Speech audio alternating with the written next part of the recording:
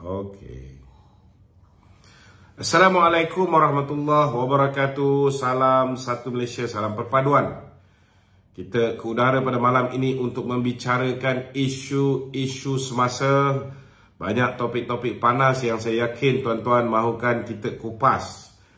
Dalam masa yang sama juga, selain daripada hos kami di studio, penanya-penanya soalan kami yang sudah pun bersedia dengan soalan, iaitu saudara Wan Quresh dan saudara Hafiz Nafiah. Saya mengharap sahabat-sahabat yang berada di rumah juga dapat menyumbangkan soalan-soalan kepada kami supaya kami dapat mengupas isu-isu yang masih lagi menjadi tanda tanya dan sebagainya. Jadi untuk mereka yang ingin bertanyakan soalan, sila ambil nombor ini, simpan terus kerana nombor ini akan menjadi talian hotline soalan, iaitu 011-3595-4044 011-3595-4044. Tuan-tuan, saudara yang saya kasih sekalian, hari ini saudara SPRM mengeluarkan kenyataan, mereka telah pun mengambil keterangan 90 orang yang telah mengaku tuan-tuan mereka telah disogok oleh PAS. Cuma SPRM tak sebutlah parti mana. Saya tolong tambahkan tuan-tuan supaya ini lebih jelas. Saudara, mereka telah memberikan keterangan. Jadi kebarangkalian ataupun tendensi untuk kawan-kawan PAS kita diheret ke muka pengadilan dalam masa terdekat ini sangat-sangat cerah. Selain daripada itu juga tuan-tuan, selain daripada itu juga, kita juga sudah pun mendapat maklumat lebih kurang 10 orang kontraktor tuan-tuan sudah pun memberikan keterangan mengakui bahawa mereka telah memberikan dana kepada parti-parti politik tertentu dalam pilihan raya.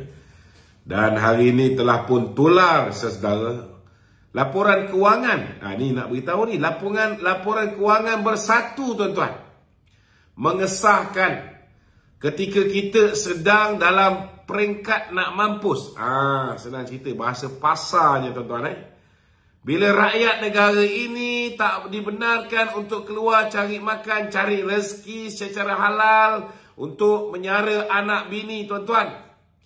Pada ketika itu, saudara, pada tahun 2020-2021 tuan-tuan, hampir 300 juta ringgit derma diperolehi oleh Parti Bersatu saja. Belum lagi kita cerita pasal Parti PAS, belum lagi kita cerita pasal parti-parti yang lain. Hanya akaun yang diaudit oleh yang datangnya daripada Bersatu. Biasanya tuan-tuan, duit yang dideklar ni saudara, hanya jumlah dia kecil berbanding dengan duit masuk secara tunai yang tidak dideklar.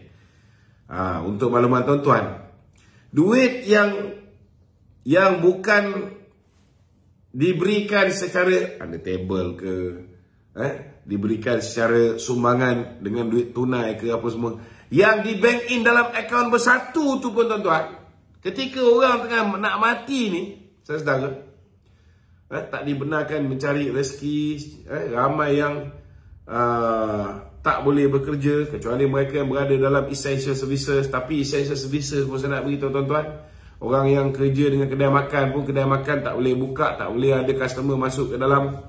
Sudah pasti daripada 10 orang kaki tangan kena dikurangkan menjadi 5.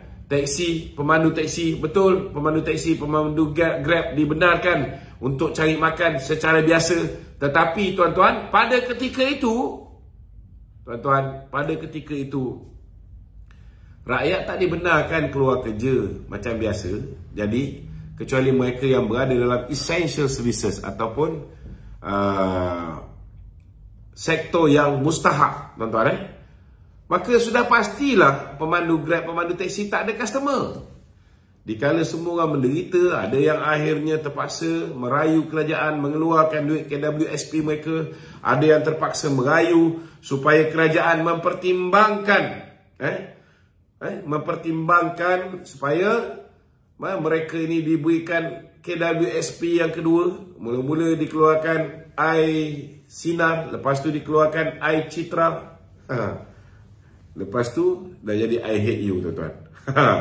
Bila orang yang keluarkan duit KWSP, last kali duit KWSP tu disebabkan ianya dijadikan modal untuk mulakan balik perniagaan. Lepas mulakan balik perniagaan dah dimodalkan, last kali tutup balik sektor ekonomi, sekejap buka, sekejap tutup, last kali mereka terpaksa pinjam dengan along, tuan-tuan. Dan bila sekejap buka, sekejap tutup, duit along tu pun akhirnya habis. Mereka akhirnya berhutang dengan along, dihambat di along. Ada yang boleh tahan, ada yang sekadar disimba dengan cat merah rumahnya, tapi ada yang diugut dengan berbagai bentuk ancaman, akhirnya mengambil keputusan untuk membunuh diri.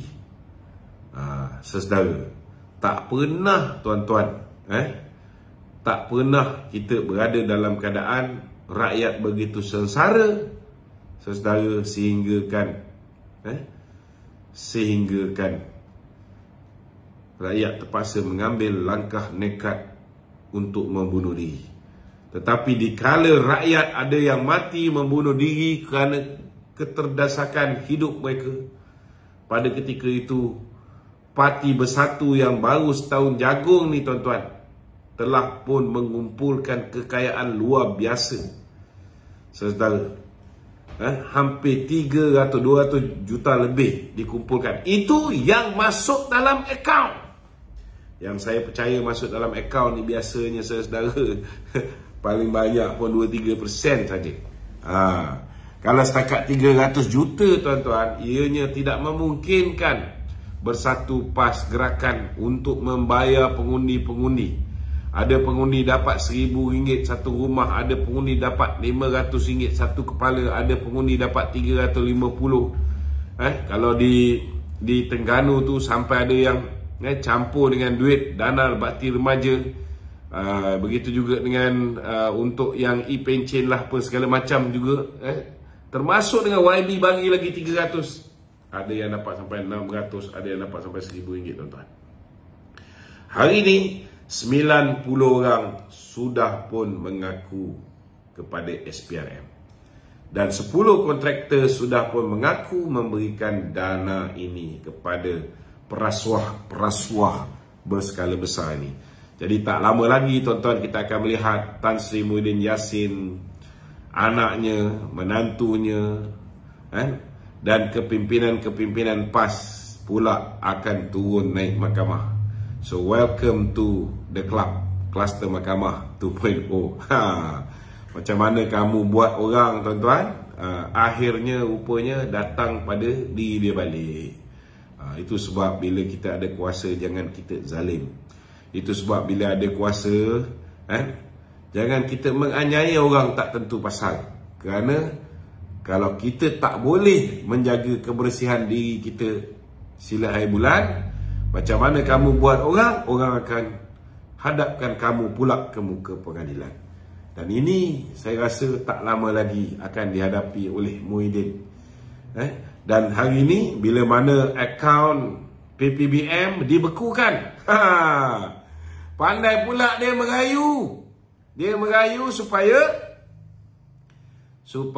dibenarkan pembekuan itu dibatalkan kerana nak bayar gaji kaki tangan Parti Bersatu. Untuk kaki tangan Parti Bersatu, saya nak beritahu, bos kamu bukan semua duit simpan dalam akaun bank.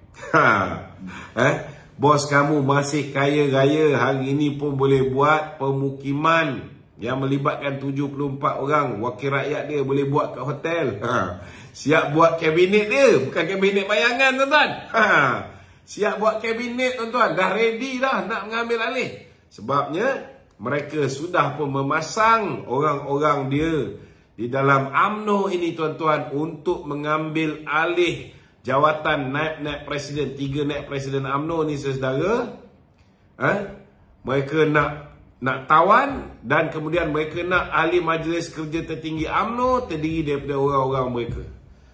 Perikatan Nasional hari ini nak memasang proksi, tuan-tuan. Mereka sudah menyediakan duit, dan tuan-tuan yang bakal disogok, perwakilan-perwakilan UMNO di peringkat bahagian yang bakal disogok ni, pesanan saya satu: kalau dia orang bagi duit, ambil duit tu, sebab duit tu bukan duit bapak dia orang. Duit itu ialah duit rakyat, tuan-tuan.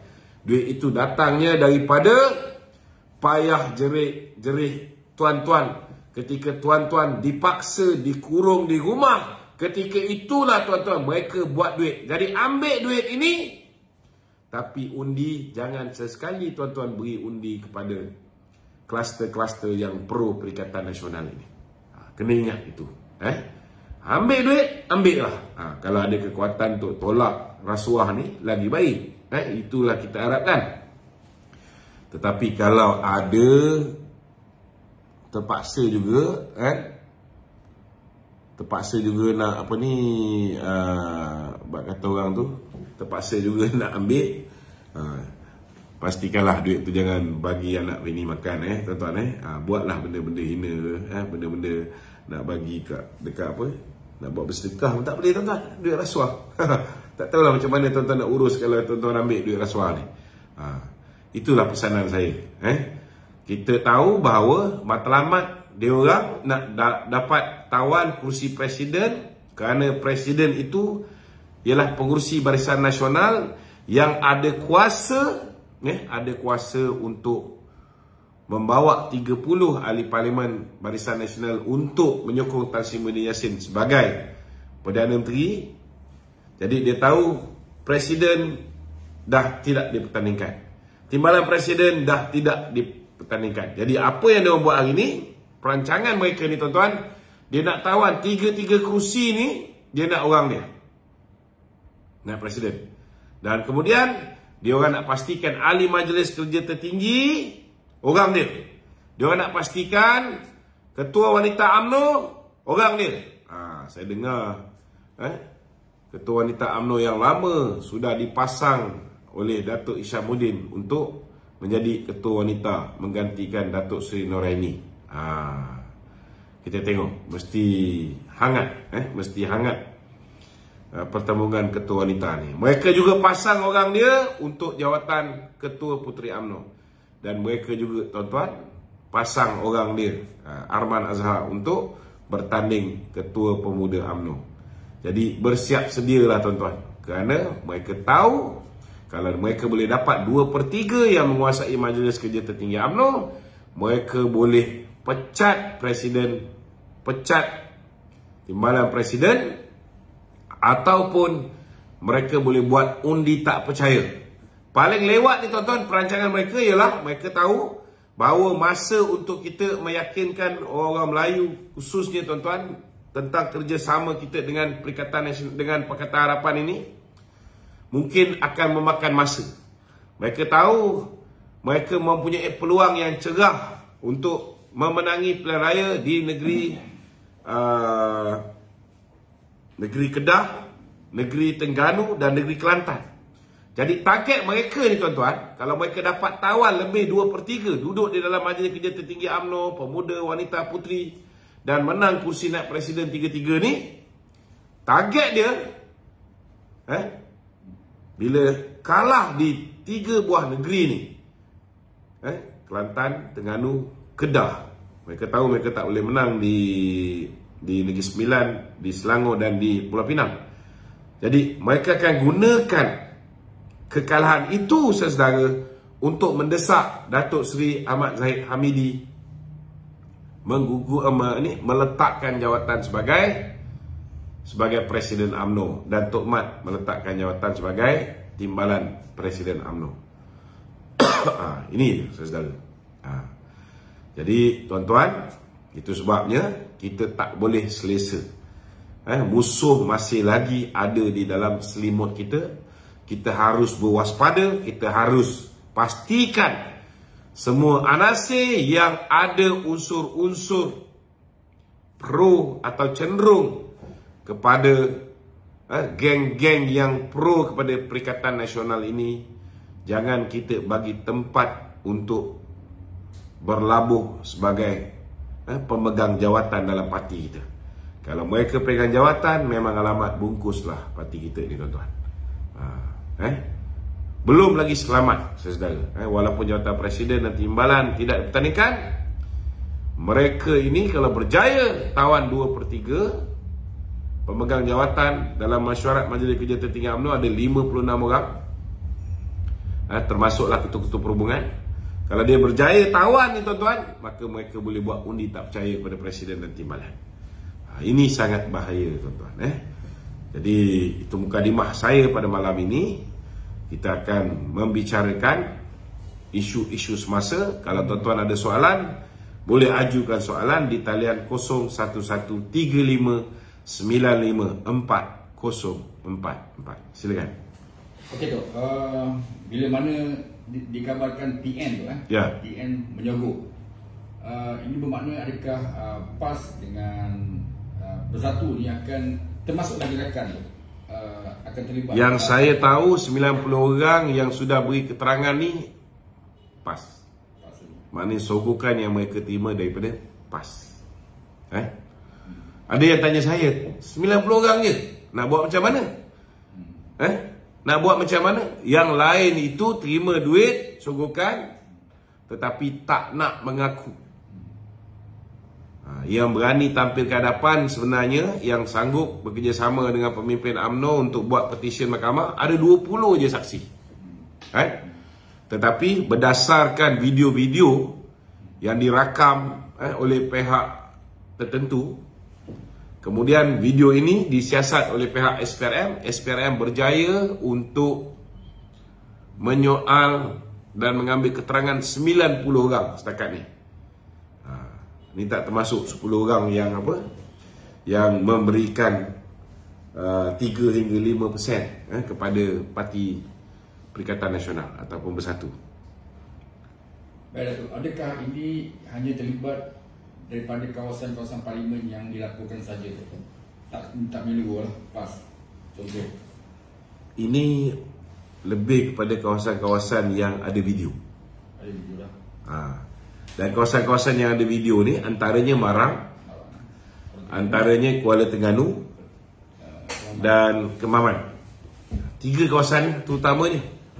Tetapi kalau SPRM boleh dapat kawasan lain yang ada video, kita tak tahulah.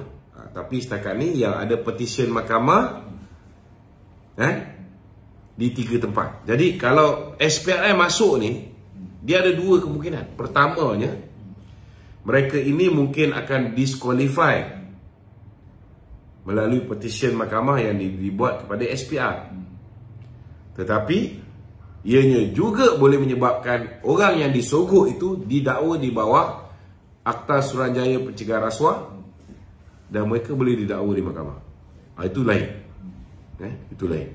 Sebab bila SPRM siasat, dari mana datang duit begitu banyak? Maka akhirnya itu yang menyebabkan SPRM juga telah mengenal pasti 10 orang kontraktor yang memberikan dana kepada mereka ni. Makin lama makin banyak money trail, makin dia berhubung kait.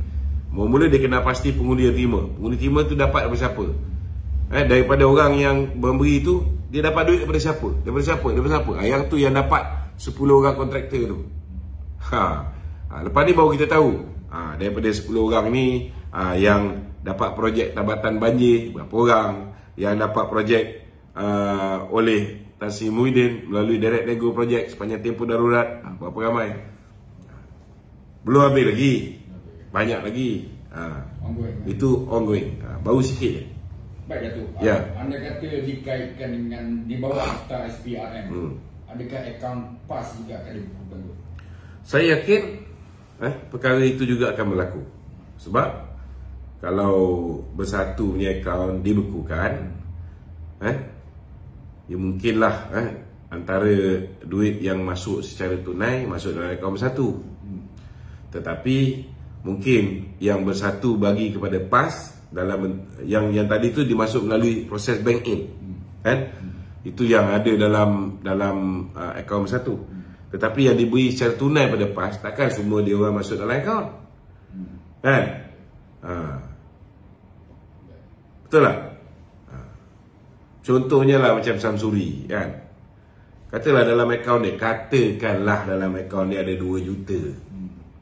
Kau cuba fikir.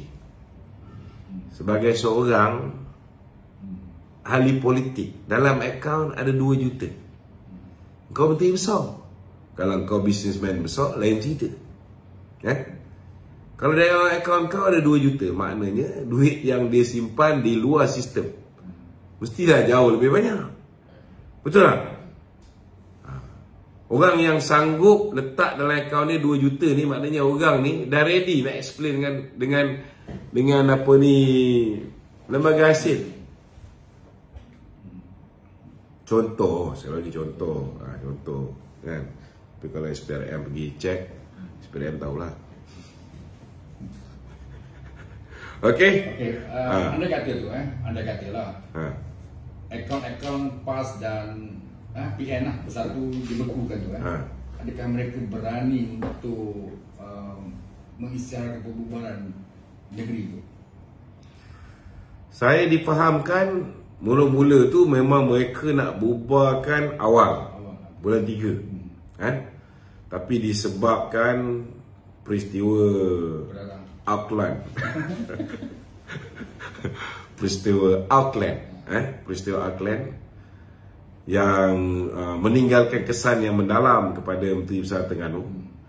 Dan bila mana mereka berhadapan dengan banjir, contohnya di Pantai Timur, mereka gagal. Duit yang dulu mereka boleh tabur untuk menang pilihan raya tu tak boleh pula ditabur untuk membantu rakyat ketika banjir.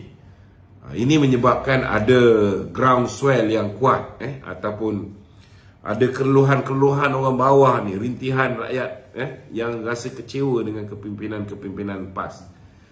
Belum campur lagi lah yang kecewa. Ada satu orang pelajar dekat Melbourne ni kecewa. Bila minta tolong dengan Razi Jidin, dia kata nak buat macam mana, saya tak menang. Dia kata, bukankah YB menang lawan Tengkunan? Kan? Dia kata memang saya menang lawan Tengkunan, tetapi parti saya tak menang. Oh, senanglah macam tu kalau jadi wakil rakyat. Bila orang minta tolong, tak nak tolong. Kan? Tapi sekarang ni aku tengok rumah baru dia kat Putrajaya tu, 2 juta lebih tu.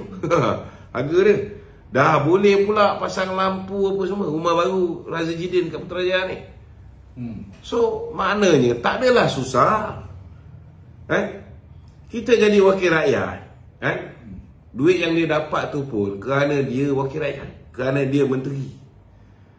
Belanjalah, kalau lah kedekut nak mampus tak ada masin sekalipun. Kalau kau ada 1.100.000 tu belanjalah untuk rakyat. Takkanlah 10% daripada hasil yang dia dapat kerana dia tu wakil rakyat, kerana dia tu menteri Perikatan Nasional dulu, dia tak boleh pulangkan mana daripada rakyat. Ini orang-orang daripada Putrajaya mungut. Sebab itu pun silap orang Putrajaya jugalah. Dulu kau ada orang yang sanggup beri harta dia untuk serve the rakyat di Putrajaya, Tengkunan. Memang tak ada orang boleh ganti dia. Sebab semua harta dia bukan setakat Putrajaya dia tanggung. Ada birthday dia bagi hadiah, ada apa benda keraian mati apa semua. Semua duit sampai. Last kali kau tolak juga Kunan dekat Putrajaya, ambil Razi Jidin. Sekarang hadaplah. Hadaplah. Kita tak boleh nak cakap apa. Ini pilihan yang rakyat pilih. Tetapi di mana letaknya kebertanggungjawaban dia sebagai wakil rakyat? Kena bantu. Rezeki itu Allah Ta'ala bagi. Kalau dia bantu, insya-Allah Allah Ta'ala lipat gandakan. Kalaupun kerajaan pusat tak bagi mereka peruntukan, mungkin disebabkan sedekah yang dia bagi itu, akhirnya Allah Ta'ala akan bagi daripada sumber-sumber yang lain, insya-Allah. Kita haraplah Razi Jidin ni ubahlah perangai. Masih muda gitu Masih muda lagi, Dia pun dah tak nak berpolitik dekat Ketere. Ketere pun sikit hari lagi dah ada Mursyidul Ampas yang baru. Okey. Baik, Dok. Presiden PBBM tu kan, Den Pagu. Den Pagu. Okey. Dia minta agar dikembalikan kembali duit yang disita. Jadi ada dulu masa duit kita kena sita, mahkamah dah putuskan, lepaskan. Dia suruh pegawai negara dia merayu balik.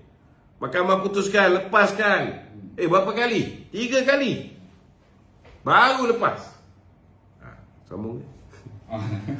Tak, maksudnya tu, adakah di saat sekarang dia boleh minta ataupun kena melalui proses mahkamah tu dulu habis? Dia kena tunggu siasatan selesai. Kalau dulu kita bertahun diikat tangan kita, dia suruh kita lawan, kan? Tapi diikat tangan kita belakang. Kata gentleman, diikat tangan kita belakang. Tapi kalau setakat duit bersatu, kalau pun ada 200 lebih juta ke 100 lebih juta dalam akaun ni, ini celah gigi je. Celah gigi je. Duit sebenar takkan dia nak simpan kat situ. Paling tidak pun dia simpan dalam kontainer kat rumah dekat janda baik tu. Takkan nak simpan duit kat dalam akaun. Dia dah ada pengalaman, dia berkukan akaun UMNO, dia tahu bila dia kalah, kita pun tahu ada yang dah hantar pergi Australia dan sebagainya. Orang yang hantar duit kat Australia naik private jet tu, dia tahulah. Kita tahu. Bukan kita tak tahu. Tu, ada juga yang kata 300 juta tu sumbangan politik, dana politik. Boleh? Memang boleh. Memang boleh. Tetapi kau kena ingatlah, siapa nak bagi kepada parti politik yang setahun jago kalau bukan kerana mereka dapat timbal balas. Dikala orang semua tengah terseksa, bila orang semua nak mampus zaman bapa lockdown negara, zaman kegelapan Malaysia, bila semua orang mati, tak boleh cari rezeki, banyak syarikat-syarikat bankrupt, banyak pengusaha-pengusaha gulung tikar, restoran-restoran banyak tutup, lebih 50,000 orang jatuh bankrupt. Pada ketika itu siapa yang untung? Orang yang untung ni lah yang bagi derma dekat bersatu. Siapa yang untung? Ialah kroni-kroni dia yang mendapat direct nego project. Betul tak? Adakah kau fikir kontraktor-kontraktor, restoran-restoran, bisnes-bisnes yang dihancurkan perniagaan mereka oleh Muhyiddin ni nak menyumbang kepada parti bersatu? No way. Mestilah orang yang dapat manfaat di kala PKP yang akan menyumbang. Siapa dia? Kita tunggu nanti laporan hasil siasatan pihak SPRM. InsyaAllah tak lama lagi. Okey. Amsah Zainuddin tu. Ya. Dia kata kerajaan guna SPRM sebagai alat politik. Allahu Akbar. Tak payah duk sembang lah. Kita pun tahu apa dia buat dulu. What you give, you get back. Senang cerita dia. What you give, you get back. Dia patut bersyukur. Setakat ni belum nampak lagi dah tentang cerita dia. Ni baru cerita kat area-area Terengganu. Belum lagi cerita dekat Larut. Belum lagi saksi-saksi yang ditemu duga di Larut. Kita pun nak tahu juga, takkan SPRM tak pergi ke Larut. Takkan tak ada seorang pun daripada yang terima RM500, RM1,000 sepanjang tempoh pilihan raya tu, tak ada seorang pun yang boleh disoal siasat di Larut. Ada. Nak dengan tak nak je. Okey? Ada soalan tambahan SPRM? SPRM betul. Kalau satu kata tadilah dana politik dibolehkan untuk ke parti politik kan. Jadi ada yang pertikaikan, termasuklah geng-geng broker ni tu. Dia kata SPRM tak patut bekukan akaun bersatu. Siapa yang cakap? Salah seorangnya Tun Faisal. Tun Faisal. Tun Faisal bukan ahli UMNO lagi. Jadi kita mintalah kalau boleh dia pergilah join Razidin, masuk jadi ahli bersatu di Putrajaya. Dan tak payah campur lah urusan kerajaan hari ni. Kenapa dulu bila akaun UMNO dibekukan, dia tak bela UMNO punya akaun dibekukan oleh Muhyiddin. Masa engkau jadi susah akhbar kepada Anwar Musa, ketika Anwar Musa menjadi Menteri Komunikasi kepada Muhyiddin, kenapa bila Muhyiddin suruh Peguam Negara rayu, mahkamah dah putuskan duit tu tak ada kena mengena dengan duit YMDB ataupun duit yang dipercayai duit YMDB, tak ada kena mengena. Sebab selepas pilihan raya 2013 akaun kita dah kosong. Selepas tu kita dapat sumbangan-sumbangan yang lain. Yang dia orang bekukan ini ialah duit duit selepas PRU yang ke 14. Duit yang ada kononnya ada kaitan dengan YMDB semuanya dah dipulang balik selepas PRU yang ke 13. Kenapa dia ketika itu menjadi susah akhbar kepada Menteri Komunikasi, dia tak bangkitkan soal itu? Kenapa dia tak bising kenapa Muhyiddin menyekat duit UMNO? Sekarang yang menyekat duit itu bukan orang UMNO pun, SPRM. Pergilah merayulah kat SPRM macam mana yang Muhyiddin buat ni, kan? Bukan UMNO yang suruh buat, bukan UMNO ada kuasa.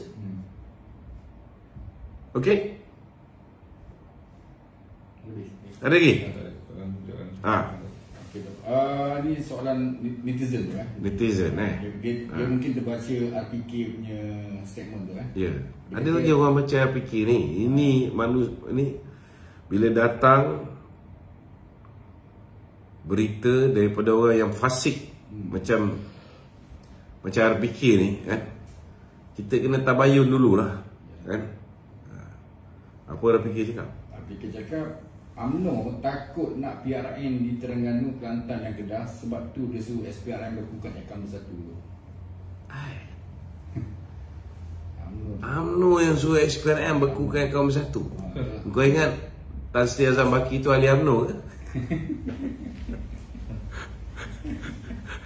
Dan kau orang terang-terang kau orang terang-terang merasuah pengundi secara besar-besaran, tak pernah dilihat di manusia. Sampai beratus, sampai bergelut nak masuk ke masjid. Dan benda ni direkam dengan video. Mungkin kau nak beli UMNO pasal apa? Kau orang terang-terang merasuah pengundi. Lepas tu kau kata kita bukan rasuah, kita sedekah. Dan yang bagi tu bukan orang, bukan ahli parlimen, bukan orang calon parlimen, calon wakil rakyat, bukan wakil dia, bukan wakil calon. Orang awam yang bagi. Dia kata tak salah. Dia cakap orang awam yang bagi tak salah. Kita nak tanya Haji Nordin yang bagi duit bagi pihak Haji Adi tu, orang awam ke? Dia ahli jawatan kuasa PAS Marang. Dia buat kerja untuk Haji Adi. Betul tak? So boleh anggap dia sebagai orang yang tak ada kaitan dengan Haji Adi. Itu terang-terang rasuah. Hampir pasti Haji Adi akan hilang kursi dia di Marang. Kita nak takut apa? Kalaupun kita kalah Negeri Terengganu, sebab kita pun tahu kadang-kadang dia orang ni, walaun ni, kau cencang 18 pun dia tetap PAS. Kalau orang PAS ni berzina pun dia orang tetap pertahankan PAS. Kibarlah spender besar mana pun, mereka tetap bersama dengan PAS. Macam Stop Ali, betul tak? Walaupun kita cakap macam mana PAS boleh bersetuju bila mana orang yang rogol amah daripada DAP menyokong Muhyiddin Yassin. Tak ada rasa langsung bersalah ke? Mana ada dia orang komen? Tak ada. Apatah lagi bini orang ke, dia orang tak kisah. Azmin Ali ada video terang-terang, video semburit dia. Dia orang tak kisah. PAS dulu bukan macam PAS sekarang. PAS dulu berpegang pada tali Allah. PAS sekarang berpegang pada royalti minyak. Berpegang pada dana politik daripada Muhyiddin Yassin.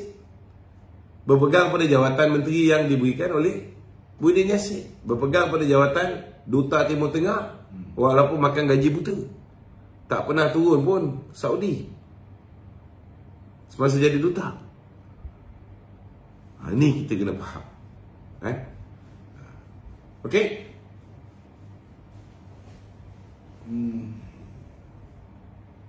Apa lagi? Korang ni macam bela je. Soalan lain. Soalan lain begitu. Adakah gesaan untuk kerajaan pimpinan Datuk Seri Anwar itu untuk kembalikan GST demi menyelamatkan ekonomi negara dan kegawatan yang bakal melanda itu? Ada gesaan? Ada tak? Setakat ni tak berapa dengar lah kan? Saya rasa sebenarnya Datuk Seri Anwar pun hari ni berada dalam keadaan yang bagi saya lah dalam keadaan yang berat sebab dia mewarisi kerajaan yang telah menghasilkan banyak hutang kepada negara. Datangnya Muhyiddin Yassin, sebelum tunya dibuat oleh Mahathir, yang kerja mereka ni tak ada kerja lain, tak tahu macam mana nak mentadbir negara, tak tahu macam mana nak diversify our source of income. Dia tak reti macam mana cara nak memperbagaikan sumber pendapatan. Yang dia tahu jual aset, yang dia tahu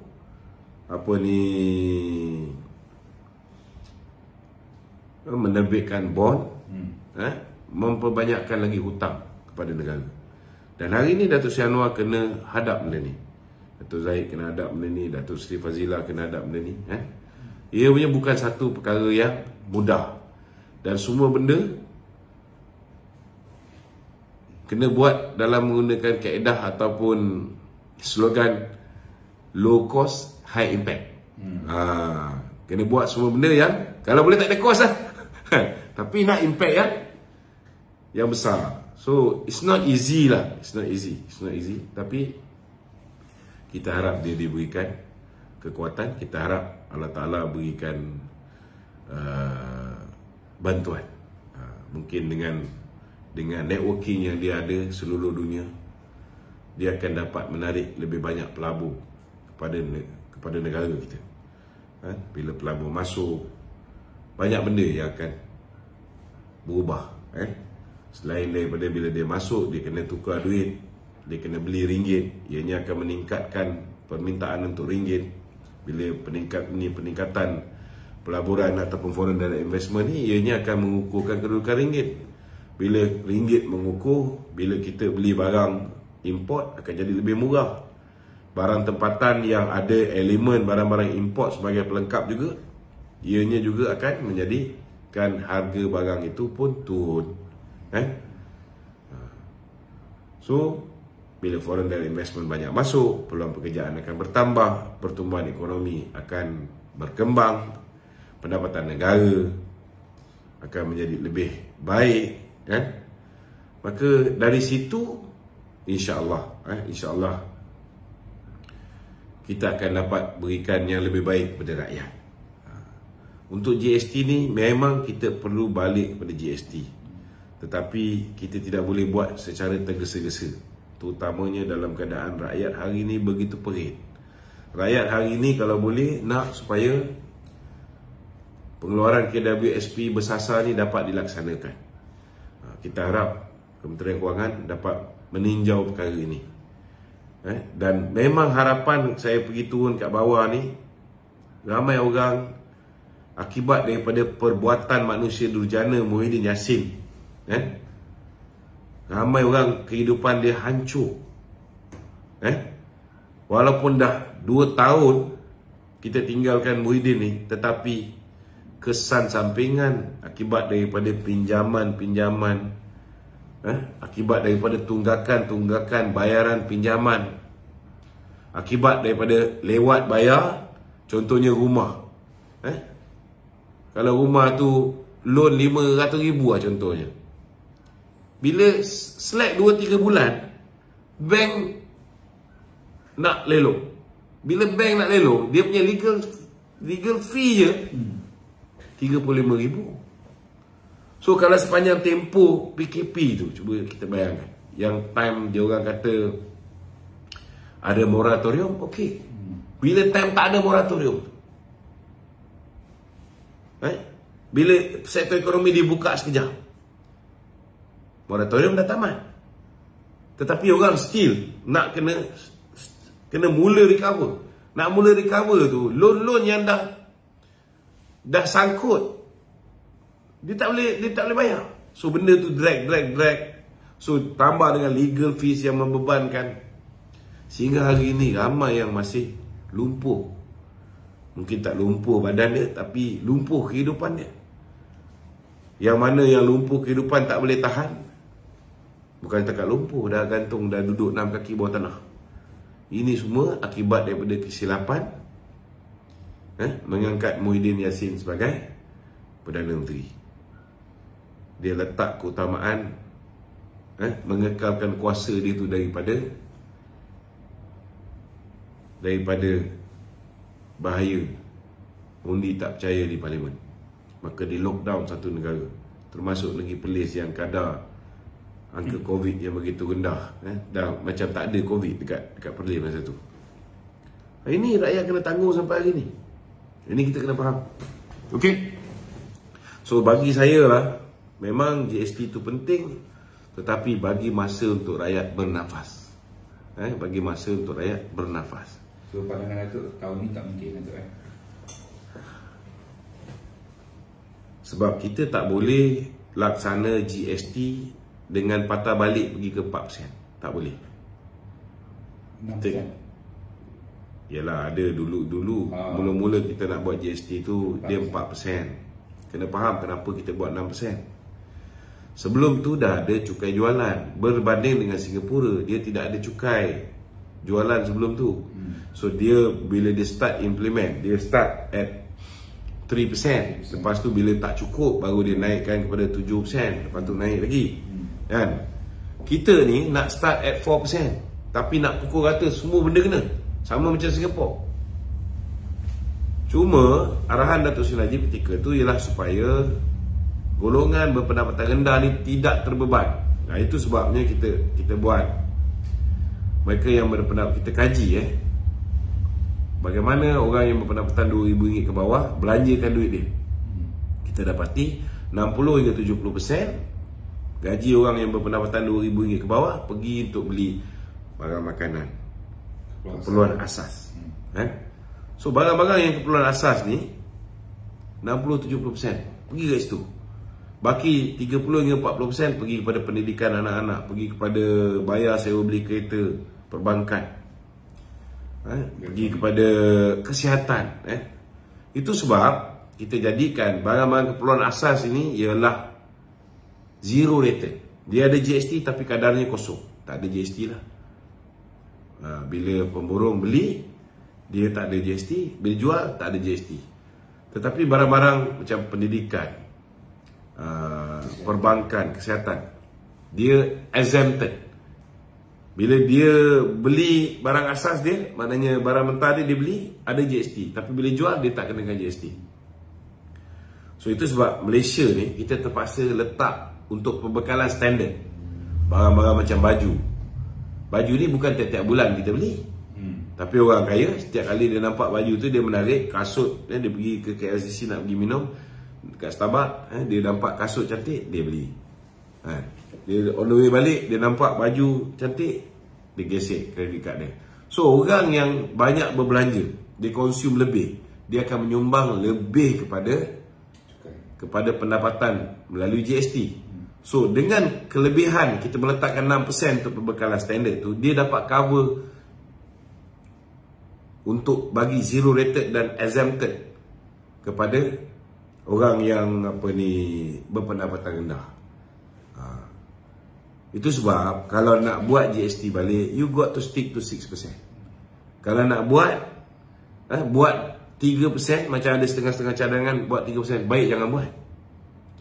Memang betul lah, still ada benefit dia. Contohnya orang yang sebelum ni dia dalam pasaran gelap kan, bila laksana GST, setiap cukai yang dia bayar dia boleh claim balik.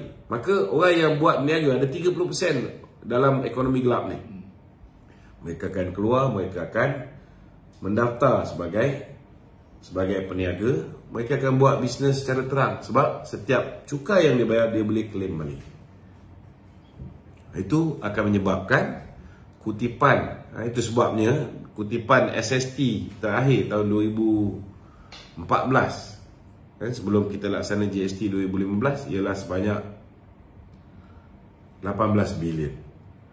Tapi 2017 sebelum kita hapuskan GST 2018, kutipan dia 43.3 bilion.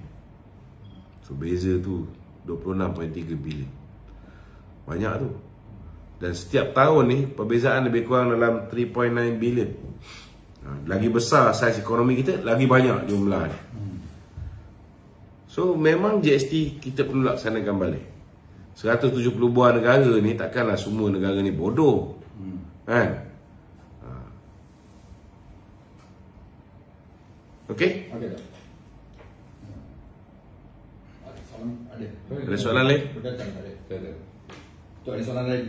Ini balik pada kabinet bayangan pemukiman tu tadi tu. Okey. Jadi dia letakkan Muhyiddin sebagai ketua ahli parlimen. Siapa lagi? Ketua Pembangkang Hamzah. Ketua Pembangkang Hamzah. Timbalan ketua ahli parlimen is Jadi kenapa dia tak letak ketua poster boy kan? Ini Perdana Menteri, itu mana Menteri. tak tahu lah.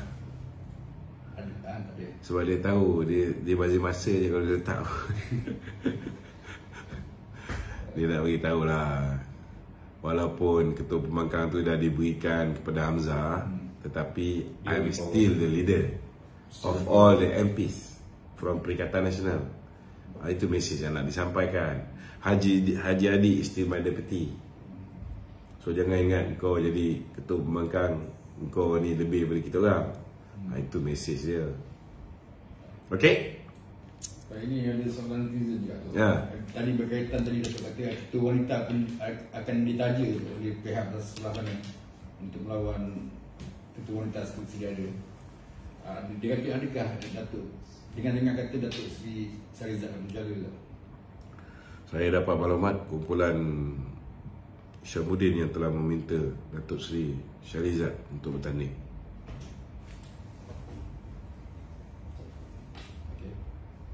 Okey? Betul gitu. Hari ini kerajaan umum tu melantik Prof Agus sebagai KPJKON yang baru tu. Ya. So, jadi adakah ia akan banyak membantu kerajaan dalam menjawab isu-isu semasa ni tu? Saya kenal Profesor Dr. Agus, Datuk Dr. Agus ni lama jugalah semenjak dia di UKM tak silap saya. Kita pun banyak panggil dia untuk menjadi moderator kan. Saya harap JKOM di bawah pentadbiran dia akan dapat menjadi, bak kata orang tu, jambatan di antara rakyat dengan kerajaan kan. Kita harap the groundswell ataupun suara akar umbi akan sampai ke telinga kerajaan. Dan ini peranan ni boleh dimainkan kerana JKOM ini ada pegawai lapangan. Cuma kalau dulu zaman jasa dulu kita ada 1,400 orang kaki tangan. Tapi sekarang ni JKOM ni tinggal 300 lebih saja. So memang mereka ni bak kata orang tu dia kena bekerja dalam keadaan yang serba kekurangan lah Dan kalau dulu, zaman kita dulu, kita ada panel pemikir kita kan, yang think tank yang boleh memikirkan bagaimana cara nak menjawab tomahan-tomahan, fitnah-fitnah pembangkang. So kerajaan kena fikirkan juga kena fikirkan juga bagaimana JKOM itu jangan sampai ianya diwujudkan tetapi ianya tidak boleh berfungsi dengan baik. Kena juga dibantu dari segi fasiliti-fasiliti kemudahan-kemudahan, kan? Mungkin ianya tidak perlu menjadi media ataupun medium propaganda kerajaan, tetapi ianya harus dapat mengenal pasti denyut nadi rakyat di bawah, kan? Dan benda ni kerajaan perlu tahu apa rakyat di bawah mahu, dan dalam masa yang sama setiap apa yang nak dilaksanakan oleh kerajaan sewajarnya kena ada mind conditioning. Kalau boleh, kalau macam dulu kita ada Stratcom, kan? Selain daripada ada JCOM ni, dia ada Stratcom, Strategic Communication Unit. Setiap kementerian dia ada pengarah komunikasi dia, kan? Sewajarnya lah bahawa mereka ni berjumpa setiap minggu sebelum membuat sebarang keputusan-keputusan penting bagi setiap agensi ataupun kementerian, mereka perlu bawa kepada Stratcom. Sebab orang-orang kat dalam Stratcom tu biasanya mereka yang boleh anticipate, yang ada daya takulan yang tinggi, kan? Kau buat ni, apa implikasi dia, apa kesan dia sebelum membuat sesuatu keputusan. Jadi kalau kita boleh anticipate setiap tindakan tu apa kesan dia, kalau kita rasa tindakan itu akan mendatangkan kesan yang negatif, sedangkan benda tu penting, benda tu baik, maka buatlah mind conditioning lebih awal, educate rakyat. Dan kerja-kerja educate rakyat ini boleh dilakukan, boleh dibuat oleh JCOM. Kita ucapkan selamat maju jaya kepada Ketua Pengarah JCOM yang baru, Profesor Datuk Dr. Agus Yusof. InsyaAllah saya yakin beliau boleh melakukannya. Okey? 46 minit. 52 minit. Lagi? Kira tu gitu. Korang tak baca ke orang ada juga orang komen kat sini tanya-tanya soalan? Ada ke? Kira adakah salah itu jika mana-mana parti politik mendekati bakal pengundi yang akan mengundi pada PRU akan datang, yang mereka ketika ini berumur 14 tahun, dan apakah langkah yang kita boleh nak educate diorang? Pada PRU 16 yang boleh mengundi ni 18 tahun, kan? So sekarang ni budak-budak yang tingkatan 2 ni 14 tahun ni, pada PRU 16 nanti diorang boleh undi. Jadi macam mana parti-parti politik ni nak mendekati budak yang umur 14 tahun? Apakah cara-caranya agak-agak itu? Dia pertama sekali saya rasa peranan ni perlu dimainkan oleh Kementerian Pelajaran. Daripada Kementerian Pelajaran ini, mereka perlu perkenalkan sedikit sebanyak, mungkinlah dalam mata pelajaran civic ke, kan? Perlu ada penerangan yang jelas kenapa negara ini diperintah oleh barisan ahli-ahli parlimen, apa maksud kabinet, apa tugas Perdana Menteri, timbalan Perdana Menteri. Benda ni kena educate, dan siapa yang mengangkat mereka, pengundi, apa peranan pengundi, apa kelayakan nak jadi pengundi. Benda ni perlu ditegaskan. Dan apa akan berlaku bila pengundi mengundi berdasarkan sogokan yang diberikan oleh mereka-mereka yang bertanding, kan? Kesan dia pada negara apa? So kita kena educate rakyat ini bahaya rasuah ni, bahaya sogokan yang dibuat oleh Perikatan Nasional PAS ni. Tak payahlah kita sebut Perikatan Nasional dengan PAS apa yang dia dah buat pada pilihan raya umum ke 15, kan? Tetapi kita perlu tegaskan bahawa perbuatan menyogok pengundi ini akhirnya mungkin sedap beberapa hari sehingga duit 300-400 ni habis, tetapi bahana yang terpaksa ditanggung oleh rakyat kekal untuk tempoh boleh jadi sehingga 5 tahun. So benda macam ni yang kita kena educate rakyat.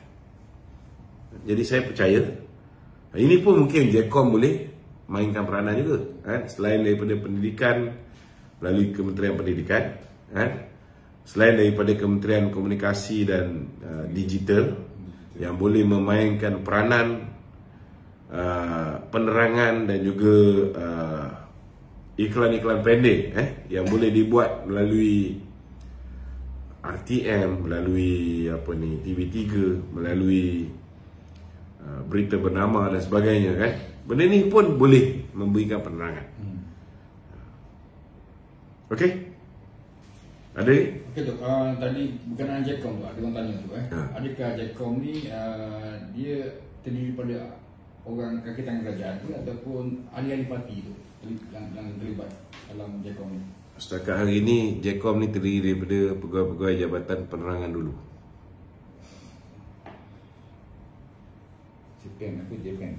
Japan. Di bawah PMO sekarang ni terletak di bawah PMO. Penjelasan tu nanti diingat ahli parti. Jabatan Komunikasi Komuniti, JKK lah sebenarnya. Tapi dia orang panggil JECOM lagi. Dia JKK, bukan Jabatan Kuasa di kampung Keselamatan Kampung. JECOM. Okey? Betul. Satu sikit dulu. Soalan dia tu, yang tadi tu, yang berkenaan dengan pengundi tu, adakah salah sekiranya parti politik sendiri yang pergi approve, salah tu?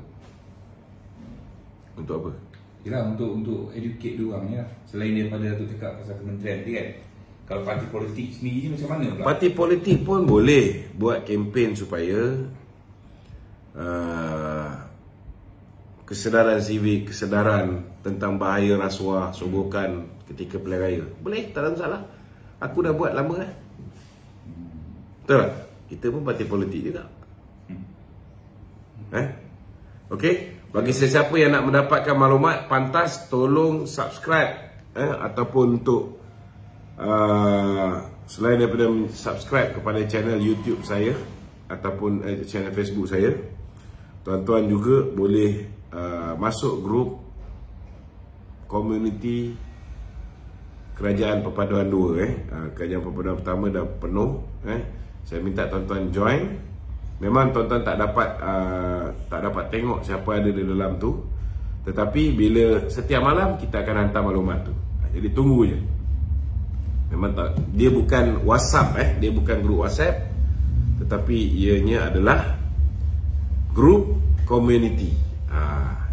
Okey, tolong share supaya lebih ramai akan faham. Assalamualaikum warahmatullahi wabarakatuh.